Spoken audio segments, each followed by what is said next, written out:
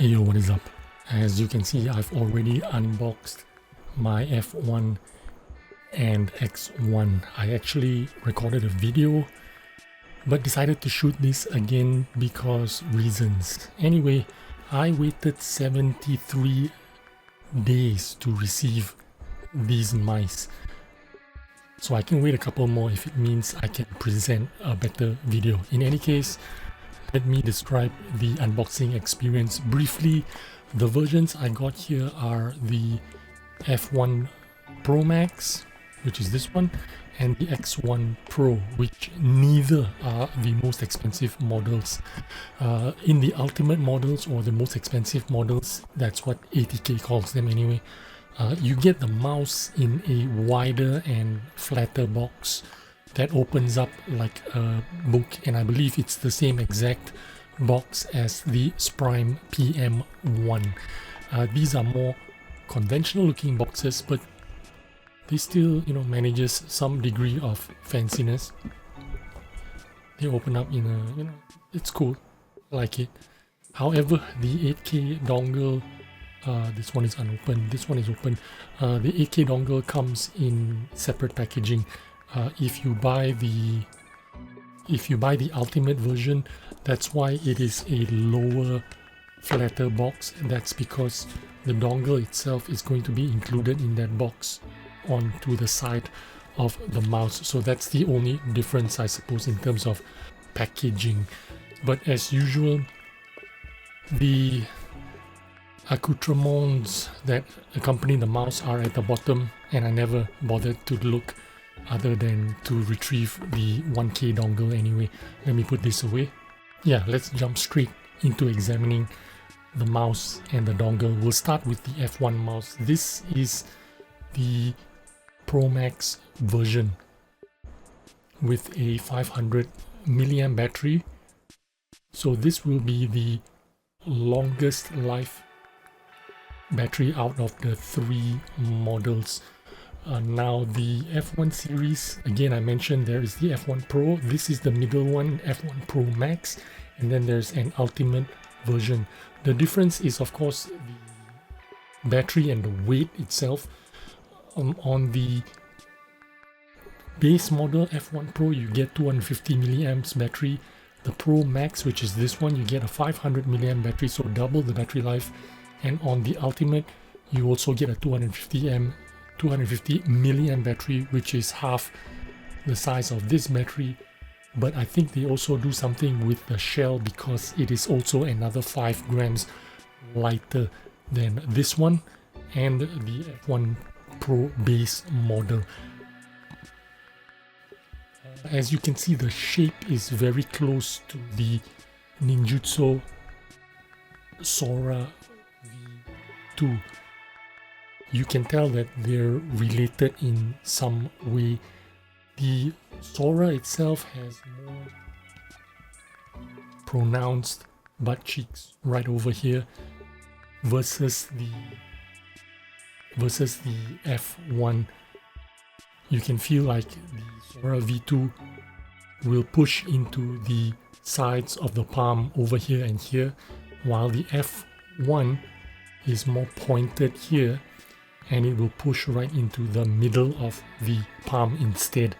I would say the F1 is a fraction smaller than the Sora V2. The M1 and M2 fingers also rest very differently from each other compared to the Sora. Now the Sora has some sort of foot groove, but on the ATX it is more pronounced. There is a bigger cutout. In the F1 you feel your fingers fall more naturally downward at an angle. The F1 has a trigger height of 17.5 millimeters, which is measured somewhere here, while the Sora V2 is like 1 millimeter taller. The comfort grooves, like I mentioned, is way more aggressive than the V2, as you can see, and I like it even more. overall, you can see the shape of the F1 is an improvement over the Sora V2, and some of you might agree with me, some of you might not. I would easily recommend this if you want a slightly wider OP1WE kind of mouse. It's on the smaller side, but this is of course 56mm wide, while the OP1WE is only 53mm wide. So OP1WE is kind of a slimmer mouse, I would say. The ATKs also use the Omron Opticals switches like the Sora V2, but they don't feel alike in implementation. Both the ATK mice click more like a VXE R1 Pro Max, if you have ever experienced that. It's got that, how would you say, that springy tension. Both of them have this like springy tension. It's really nice. It's different. I'm not going to say it's worse or better than the Sora V2, but it's different from the Sora V2. The Sora V2 is more tighter, I would say. It doesn't have that springy feel. I think that it is made differently where how the buttons trigger.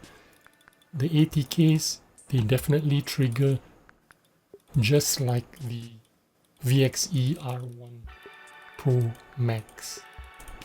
Simply put, I wouldn't, it's good enough for me not to change anything on it. I wouldn't say it's better or worse than the Sora V2. It just feels slightly different, and I like both of them anyway. The coating is exactly the same on the VXE R1 Pro Max, Sora V2. Well balanced, and they're conditioned for majority of players. I believe the coating itself will pick up dirt easily because it's white, and because of the coating itself, I think it does pick up dirt. I'm sure it will show some stains pretty soon, but we'll see as time goes by. The skates itself are super slippery. In fact, it was a little bit uncomfortable on the first day. It was too fast. But like the skates on the Sora V2 and the VXEs, they slow down significantly, and I believe these mouse, they come from the same factory, so I believe that they have the same kind of factory feet, and I think they will slow down significantly. As you can see, the Sora has slowed down significantly since new. So I believe that they are from the same factory. They're using the same kind of PTFE feet that have the cardboard backing at the back with the adhesive, and they deteriorate in 24 hours. They will slow down, and they will continue to slow down. That's what I think anyway. I'm not opposed to aftermarket skates if you can get your hands on some.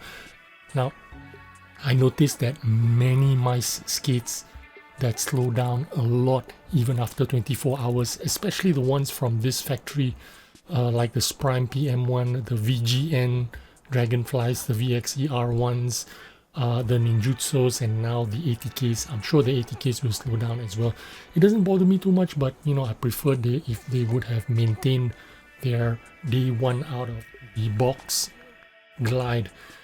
This is a predicament that I have only experienced. I only realized recently how much they deteriorate, and this kind of like question my assessment on pads that I feel like they were slowing down, but in actual probability it was most likely a combination of the skates slowing down as well as pad wear. With that being said, I would conclude that the F1, for me, the ATK F1 would most likely replace the Sora V2 and my OP1 as my small medium mouse fix, you know what I'm saying? Anyway, let me give you a sound test of the ATK F1.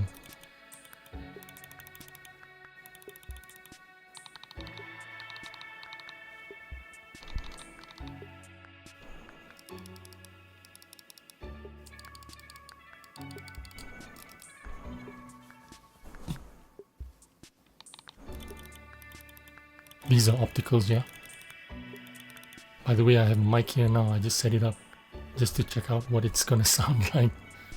Next up is the X1 Pro, and this is a Viper V3 clone, and it fits my larger hand perfectly. I don't know for sure how close is the shape to an actual Viper V3 because I don't have one, but this mouse has definitely piqued my interest in the Razer version of this shape. As far as build quality goes, both my copies are as solid as any AAA brands with lightweight as their main selling point. There is a little M1 and M2 wobble, as you can see, compared to the VXE where it is the same factory. VXE zero wobble. So I believe that they're using a different kind of mounting system for their buttons. You see the Sora is also kind of wobbly, slightly wobbly compared to the VXE zero wobble, right? But it is this is a 55 gram mouse. This is a 38 gram mouse. So I think when they make lighter mouses, they change the mounting of the buttons. So this leads to a little bit of wobble, but it does not affect how the mouse is performing or how it's clicking. There's no grinding or there's no issue at all that I'm having with, you know, any of the ATK mouses. Now, having both the X1 and F1 mice means I've tried to connect both the mice to the ATK 8K dongle. However, this isn't possible, as I have discovered, as the dongle only allows for one mouse to be connected to it at one time. This is why the F1 was on the 1K dongle and the X1 is connected to the 8K. Let me show you the browser interface, ATK hub I think it's called. So you go and click on the browser access and then you will get to choose. As you can see, I have the VXE connected here, VXE, and then you have the ATK on the 1K, which is this one, and now the ATK on the 8K dongle. So I'll just go ahead and show you the interface for one time. It's called the Raycon X1 Pro for some reason. I'm on 2K. The dongle itself, it's on the brightest and fastest setting right now. You can cycle what color you want. You can change what color you want. I have it on mixed colors, and then how bright you want it. I'll put it at the darkest. This is the lowest color, lowest brightness that you can get. And then the speed, it can go fast or slow if you want. I had it on fastest. Now I'll show you what it looks like on the slowest setting. And that's about it. That's the X1 and the F1, and that's the dongle. For reference, the old dongle on the VGN and VXE allowed more than one mouse to be connected to it.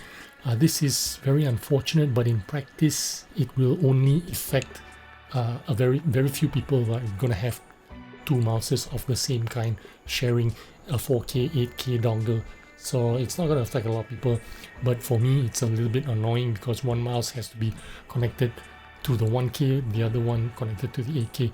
If I decide to pair the F1 to the 8K dongle, immediately the X1 will disconnect.